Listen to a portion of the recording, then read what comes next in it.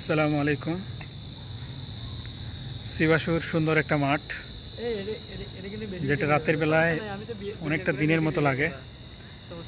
চারপাশে লাইট, এখানে কিন্তু রাতের বেলায় খেলাধুলা হয়, অনেক সুন্দর। এই পাশে মসজিদ, উপরে হচ্ছে ছাত্রীদের মসজিদ।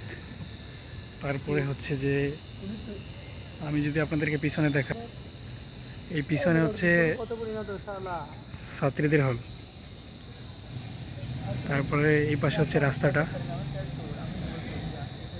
এটা হচ্ছে খেলার মাঠ। গোল পোস্ট আছে একটা, ওইদিকেও একটা আছে ছাত্রী হোস্টেলের দিকে। সুন্দর, কিন্তু আমরা এখানে পড়াশোনা করতেছি। ডাক বেটা, তুই সময় নষ্ট করতেছিস বেটা।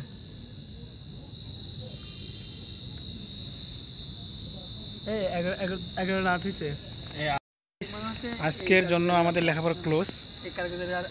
অনেক সুন্দর লাগলো মাঠে একসাথে বন্ধুদের সাথে পড়াশোনা করতে। তো গোছাগুছি করতেছে বন্ধুগুলো আমার। তো হোসেন, তোমার অভিজ্ঞতা বলো, আজকে কেমন লাগলো এখানে? আসসালামু আলাইকুম রাহমাতুল্লাহ। আসলে এখানে প্ল্যানিংটা ছিল আমাদের আব্দুল্লাহ বিন জুবাইর।